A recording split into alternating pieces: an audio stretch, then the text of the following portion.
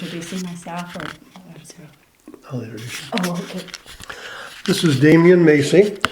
I'm representing the Oral History Project from the Friends of the Marshall Public Library.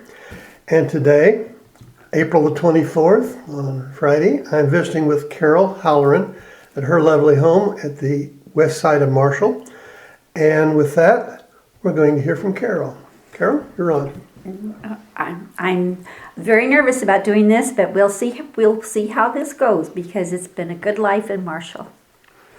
I was born in Robinson, Illinois in 1938, and my mom and dad were Thelma and Percy Stanfield. My dad was 20 years older than my mom, so when I was their firstborn. So when I was born, my dad was 42 and my mom was 22. So, and then I had a brother, Don Stanfield, who was born 2 years later. And then 10 years later, my sister Patty was born. We lived in West Union for the first 4 years of my life, and then we moved to Marshall to North 8th Street. And so I've lived in Marshall off and on for a very long time. Although in my married life, I lived in West Union for most of the time. My children went to school at Marshall, and I taught school at Marshall. I taught kindergarten and loved every bit of it. This is my home. This is where it's where I really love to be able to go to the store or walk on the street, and I know people and people know me, and there are so many good people here.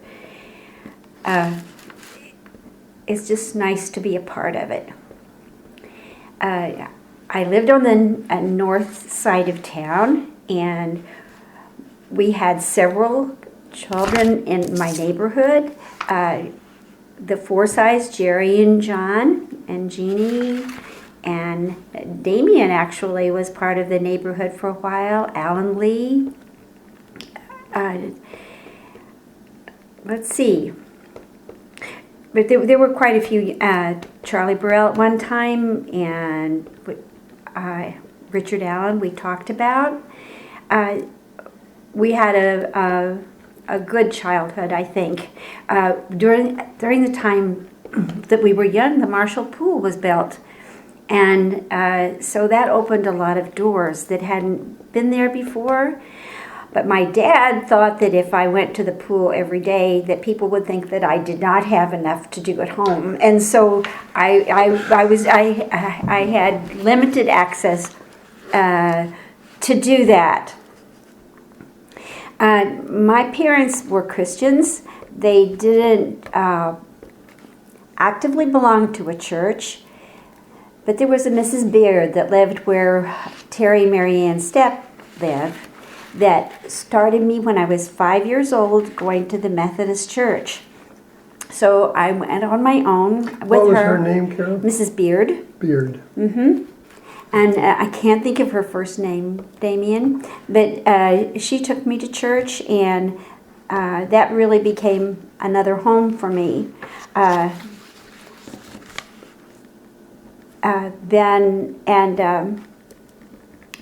I loved it there too, and through my life in junior high, Carol Curran Sullivan became my dearest friend. I tell her she's influenced my life more than anybody that I know. And she lived on the farm. It's where Walmart is now. And we used to ride horses all over the place. And I loved to go and milk cows and put the milking machines on. I even liked to wash the buckets. And her mom made the best angel food cakes, and it was just a wonderful place. The Currans made me feel like I was one of them. Let's see. I guess one of the things that I remember about the horses is that the day that we had baccalaureate, Carol and Ray Greenlee and Jerry Jensen and Dorothy Reedy and we rode horses all day. It was a beautiful sunshiny day, and we came back with sunburns. And I hadn't ridden horses as much as the rest of them, and so my legs were just a little bit sore. It was baccalaureate that night, and Ray Greenlee and it was at the Methodist Church then, and Ray Greenlee and I were the first two to come in. And so when we sat down, thank heavens for the gowns, because my legs were hurting so bad, and they would start to spread a little bit, and then I'd push him back, and Ray Greenlee, those of you that would know Ray, he was a great guy. He came from a big family, and he had every gift that a person could have. He was a person that lit up the room when he came into it. He was a person that had intellectual, athletic, abilities but his sense of humor, and he'd give me the nudge me, and with that, you knew he wanted to bust out laughing. But anyway, another good friend. Okay, let's see. I like to read a lot. I always did like to do that. One of the pastimes when I was young, I'm going back and forth, and I apologize for that. I was out of school for 6 months in the 3rd grade, and I was supposed to stay in bed. So back then, we had paper dolls, and I bet it seemed like I cut out 1,000 anyway of paper dolls and their clothing. And I had a friend who would bring, Theda Thompson, who would bring my homework every day and play with me. And, I'm sure there are places where you don't have friends that would do things like that way for you. I left Marshall to go to college at Eastern Illinois University to become a teacher. And at the end of my college education, I had met somebody from Edgar County, Bernie Halloran, and we fell in love and married. And so I lived in Paris for 3 years. But then we came back to West Union because of an opportunity to farm. And there in West Union, we raised 5 children that are my joy. And but I was still involved with Marshall because my children came to school in Marshall, and I taught school in Marshall. So I just am not getting away from Marshall, that's for sure. The job that my kindergarten work, it was wonderful, and my daughter followed in my footsteps, and she is still teaching kindergarten. I think I told you, we're going through some of the questions that are here. I think I told you that Carol Curran Sullivan was such a big influence in my life, and so I would give her the credit for a lot of that. I think in that time, after all, we were in high school in the 50s. The teachers that we had were such a good influence. They weren't necessarily our buddies, but they were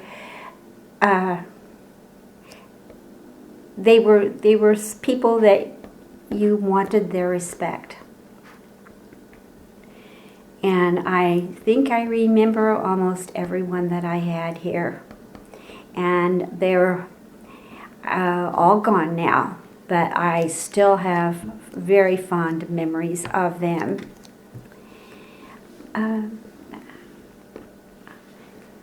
Is there a situation in high school that you remember so vividly? You mentioned baccalaureate, obviously being a very memorable thing. How about other things in, say, in high school or college?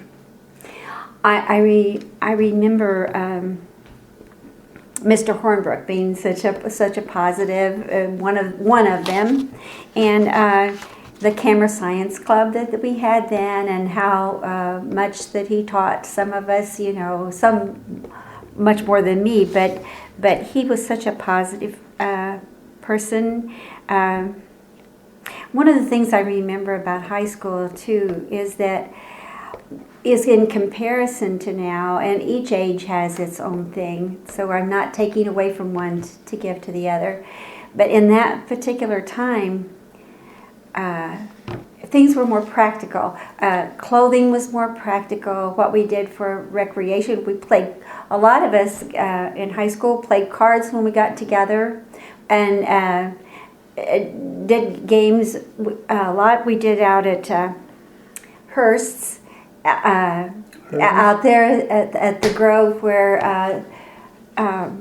let's see, what is Sonia Prevost and Craig McNary, where they live. I've kept telling them they shouldn't cut down some of those trees, because we used to have wiener roasts out there in the woods, and there was a teacher that taught Spanish at the high school named Mr. Holler, and Mr. Holler lived across the street, and he would come, if we had it of an evening, he would come and tell ghost stories. And he was a wonderful ghost storyteller. He went to William and Mary out in Virginia. Isn't that right? And he just was a wonderful storyteller. So he always directed our plays, and he always thought the plays he picked out didn't have enough character parts in it. So he would write off the cuff additional characters for the plays. And so in Spanish class, we would take down what he was saying so that we would have a script ready when he got done. And I always seemed to get his extra characters with the plays. But I'm not much of a ham, so rightfully that's what I should have gotten. Isn't it interesting? My kids are hams. I really think they are. And I'm not. I wish I were. Where were those plays held at that time? They were held at the Legion. Mm-hmm. And of course, now the high school is so much bigger than what the enrollment is so much bigger than what it was then, that you wouldn't be able to have a play at the Legion now for a school, because the attendance couldn't hold it. But that's where we had it then. As you were growing up, did you have particular duties around home, such as chores, that you were to do? Well, I think I helped, but as far as having a routine, I know I kept busy all the time. There was always something, but I helped, I'm sure, but I don't particularly remember any, particular one. I know that one advantage that we had over my children is that I lived a block from the front door of the high school. So I could be there for everything, and was. And so, and kept busy like that. Something that I think that, were you in Martinsville at the time of the tornado? No, that was right when we moved. Okay. Because we lived just a block and a half from the high school. Me too. And we're moving at the time the tornado hit. Was your house hurt? The windows were all damaged on the west side and the roof, but no structural problems. I don't know. And we were straight east of the high school, a block, and I don't know that we had any damage. We were a little north on Cypress Street, and it seemed like that maybe it's been kind of the tail end, but I remember the beautiful towers on the front of the high school, and of course the auditorium was completely demolished. So I remember seeing the devastation soon thereafter. Right. The whole town was there afterwards. Exactly. So I was just reading here in Bob Tapscott's book that it said that day they had gone to there was a theater uptown at that time, and that it was Good Friday. I'm sorry. It was Good Friday, and they had gone to the theater and were sitting through Roy Rogers' movie and came out and all the devastation that they had to go through to get home. And so they evidently sat through the movie and were oblivious to what was going on. But do you remember going to the theater there? Oh my, yes. And Roy Rogers, I loved Roy Rogers. He was a cowboy actor, and Dale Evans was his wife, and Trigger was his horse, and but that was just the thing you did on Saturday afternoon. Everybody in town went to the movies. And there was Hopalong Cassidy, Gene and there was Autry. Gene Autry, and Smiley Burnett. And as I recall, the cost for a youth or a student was 9 cents. So I went about every time the movie changed. She was it good seemed like. babysitter, right, too, for moms and dads. But that was pretty cool to be able to do that. And there was a man that where he was his wife was a relative to my dad that worked for me, and it's Diane Strome's grandfather, or Willie Bounds' dad. You know Willie Bounds? Oh, yeah. Tim Bounds was his name, and he looked just like Roy Rogers. He had those eyes that crinkled up when he smiled, and he was such a nice person. And I just loved him because he just looked like Roy Rogers, you know. So we never saw some of the movies that they have now. There weren't any aliens, or they were pretty straightforward. Well, you remember too, and that was the Strand Theater, that there was usually always on Saturday or Friday night, maybe too, a serial. And it ended and it left you up in the air, so you just had to come back the next week to see what happened. Absolutely. Absolutely. One of the other things that we've done as teenagers was, and they don't do it now. We are so lucky here to have the city band and have them play the summer concerts uptown. And when I go up, there's hardly ever any teenagers there. But it was the place to go and the thing to do, to walk around the courthouse square. We all did on Friday evening and listen to the music and visit and probably get a Coke at the Candy Kitchen. And Maybe some ice cream at Rademacher's? Absolutely. Or a soda at Kiefer's? Right. And so it was just a much simpler time. And sometimes now I feel bad for the kids, because sometimes for entertainment, and I'm not downgrading it, but sometimes you feel like to hear music you'll have to go to Indianapolis or at least Terre Haute, but much further to hear the music. And I always enjoyed the city band. Oh, I did too. I played in it for 35 years straight, and I retired a couple of years ago. I just decided it was time to leave it to the next generation. But you're mentioning some things around town, and I remember your dad had some businesses in town. Could you tell a little bit about those? Sure. Dad was a businessman. He sold Studebaker cars and Alice Chalmers tractors, and he had a furniture store and a clothing store that were together. And he was the businessman for building national homes. That's Which right. I see national homes in Marshall and Paris and Terre Haute and Robinson, and I think I can spot them.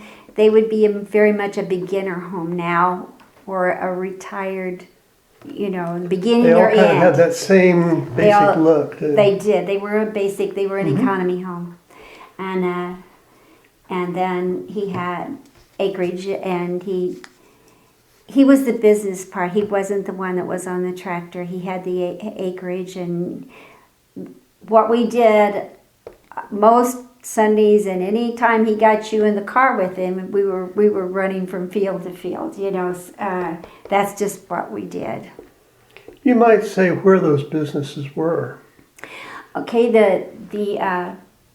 where the furniture store and the clothing store were located where the library is today, and the Alice Chalmers Studebaker dealership is where the Dollar General is now. And at one point in time, he had interest in the Keystone, and interest in Tom's restaurant for just a little while. I think that was just a very short time, just from one to another.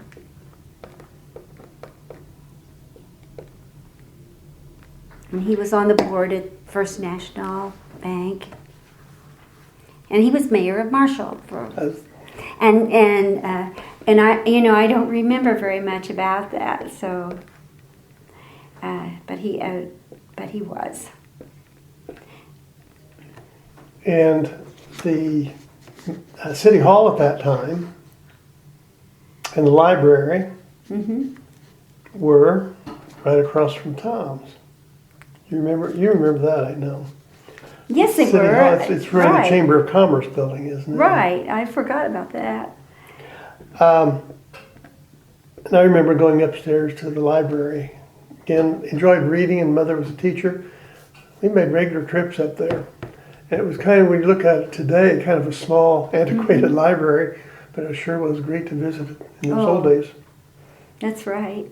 Well, this isn't Marshall, but I know when I was at West Union, I was on the board of a library down there, and I love our library here in Marshall. It is absolutely gorgeous. I love it.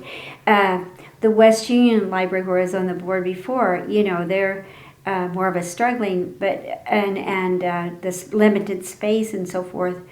But the people that work there, and it's as much a community center as it is a library, and so libraries are just a great place as long as you have those books. And I'm not much into the electronic gadgets. I want my book. Turn the pages. You have not got into the e-books then, apparently.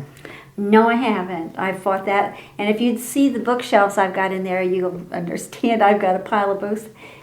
I have so many books in there to read and I like to get to them all. I don't know. We're the same way. Matter of fact, Eleanor has started weeding out some of our books. We've given over 300 books to the Friends of the Library for their sale. And I think we've got another 200 in boxed up, ready to go. And still have bookshelves of books. Right. And you sometimes I don't know how the new bookstores make it almost, because I go out, I'm on the board out at the Food and Clothing Bank, and that's another great place Marshall has. But there are so many books there that people have donated, and donated books at the library that my problem would be sorting out, because I like them all, or almost all. Yeah, I think we've still got, well over 1,500 books. And I love books. We still read, and I'd much rather read than watch television. Oh, some of the things on television I don't really care for. Over the time that you've mentioned, a span of quite a few years, is there a particular hobby that you have in addition to reading, obviously? Well, I love to walk, and I used to sew, but I don't do that anymore. But unless my kids give me something to mend or something like that. But I love to walk, and I've got to get back in the habit. Time's been against me here a little bit, but and I lots of times just walk zigzagging all around Marshall, but I have some other favorite places in Vigo County and Clark County and Crawford, the parks and so forth. So, and travel when I can. And so, Is there a particular person or maybe an event that you feel has really changed your life?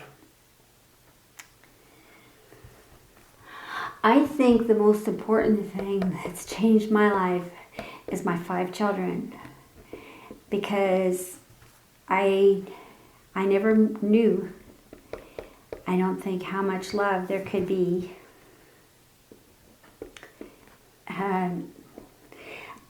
I think I was spoiled as a child. My dad was 42 when he had me, and I think I was spoiled.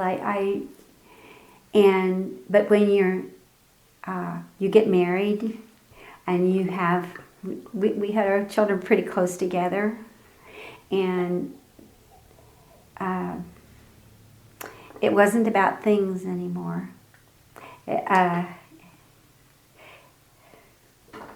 They just added to my life.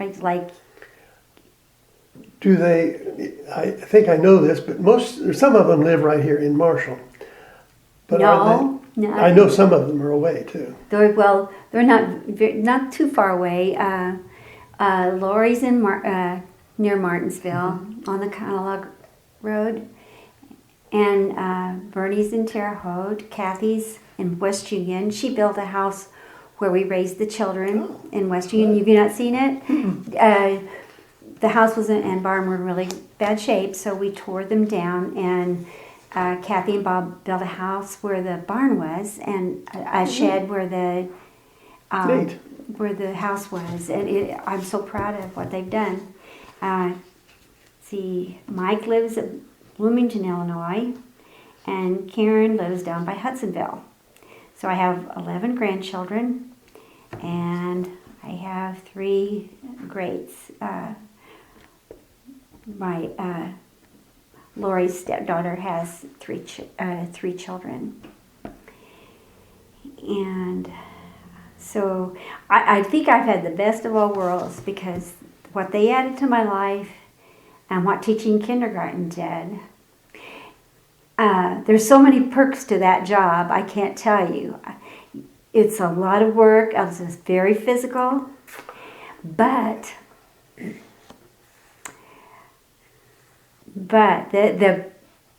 the children that have grown up that I have had,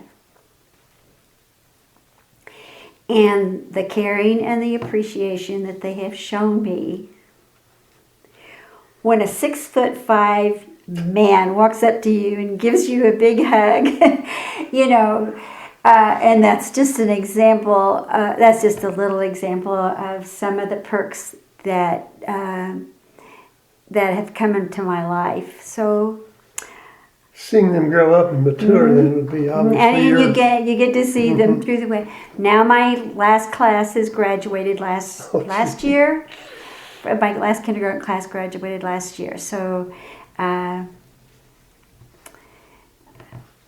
I don't have so much of a tie, I guess, but I still go back to help Kathy sometimes. And is there a historical event somewhere in the world that you say, my goodness, that really, really made me think something different or influenced my thinking in my life?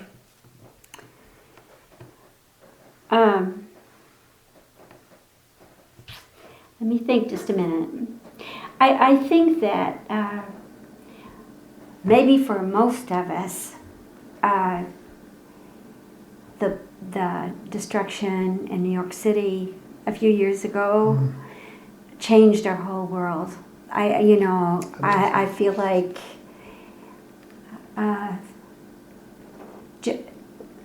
our world of the 50s, we need to cherish every minute that we have that is not, the hatred that's here sometimes, I think that, you need to think positively, but you do get frightened sometimes of what our children and our grandchildren will have to deal with. Well, you and I both grew up during the kind of the end of the World War II. There was always kind of the aftermath of that. But I think you hit a key point that we really lived through a great time afterwards. And people were positive, they were upbeat, there was good economic conditions. And really it seemed like kind of now we put it in reverse. And with all the problems in the world overseas and ISIS and that, my goodness, where are we going? I know. It's scary. It's scary. We've all got, I guess, maybe a favorite invention or something, but boy, there's been a lot of things change the world. Is there a particular appliance, a particular invention or something that you say, my goodness, I'm glad it's there because I couldn't live without it? Well, I'd have to say number one, my car, because I do like to put the miles on it. I like to just take off and see I just like to take off, and I love to drive down through the southern Indiana. I think I like the rolling hills and everything. But I just like to take off sometimes in my car. I think it's, after that it would be my washing machine and dryer. These are my personal favorites. You mentioned your dad, and I remember his Studebaker dealership. Have you ever had a particular love for a Studebaker? Just that it's associated with my dad. That's the biggest thing, and so you don't hear about them very much anymore. But when I do, I kind of hold on to them. And in fact, it was kind of a nickname in high school a little bit, Studebaker. But I can't. Just anything affiliated with my dad, and I remember we used to sing in the car because like Daisy, Daisy, and I want a girl just like the girl that married dear old dad. A lot of those old songs that we sang while we were going from place to place, and I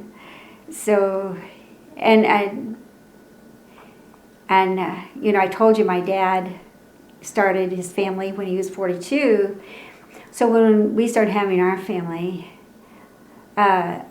he just thought that was just really something, and he liked to come down when I was bathing and getting all the things ready for the day. He thought that he just couldn't believe, but he really enjoyed that.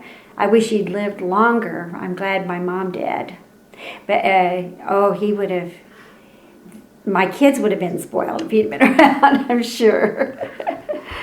So. Well, I do remember your dad pretty well, and I remember my parents when he had the furniture store bought a Kelvinator refrigerator, and we were in the store, and my dad had parked out in front, and the meter maid came along and put a ticket because the thing had expired. And your dad said to my dad, "Oh, don't worry about that. We'll take care of that." And he gave him some money and then went out and paid, I think. Maybe there's a fine too. But anyway, took care of it right on the spot with the meter maid. Right. The kids young people now couldn't really relate to Archer Avenue having parking meters, right? Carol, you mentioned you like to travel. Is there a particular place that you have been that really was outstanding? And then maybe one that, gosh, I'd like to go there someday?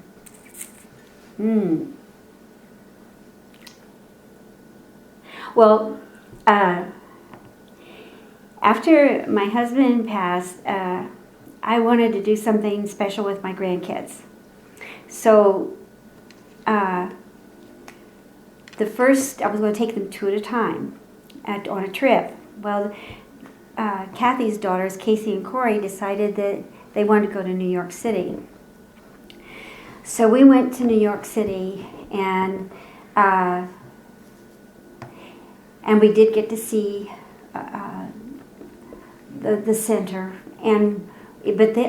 Then you couldn't see what they were building because of the fence, because so much of the building is down in the ground.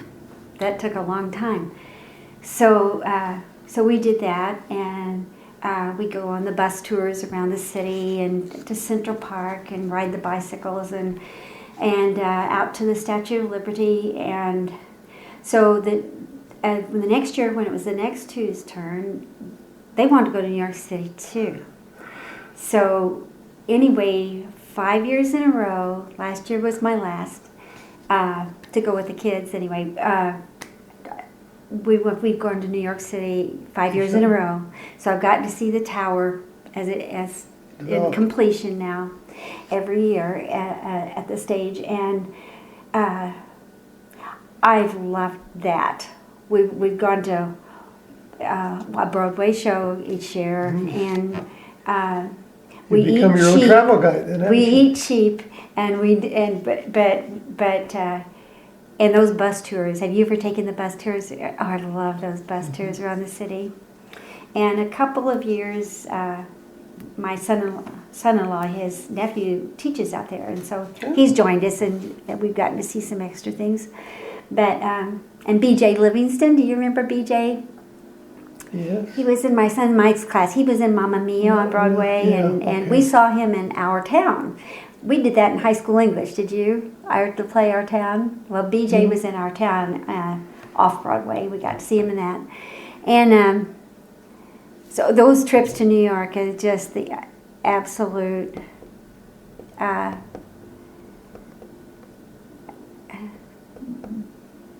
most wonderful trip I've ever taken. As far as where I would like to go,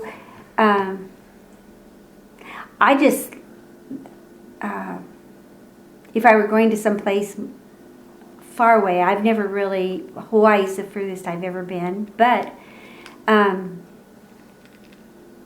probably Ireland. I would like to go there, but other than Ireland, I've just been to the southern part of Michigan, and I would really like to go up further into Michigan because I've heard it's so pretty. It's a beautiful state. In the summer. Let's say except when in it's winter. warmer. Right. Okay, Carol, it's been great visiting with you, and I remember, of course, your parents and knew them and your family. And you've been a big part of St. Mary's Church, too, for the last number of years, and been active there. We appreciate your support.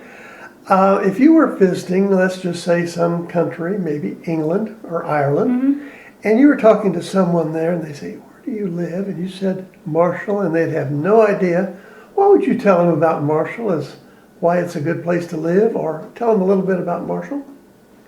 Well, I would tell them that Marshall is a small town. It's a very beautiful town. I think I think it is so pretty, and it's got a lot of caring people in it, and I think that for the most part we have a good education system. We have a wonderful library. We have good music programs. I see some of the music things that are happening now in school, and the jazz bands and things like that are beyond anything we did when I was in school. We were probably pretty traditional music, but there's just so much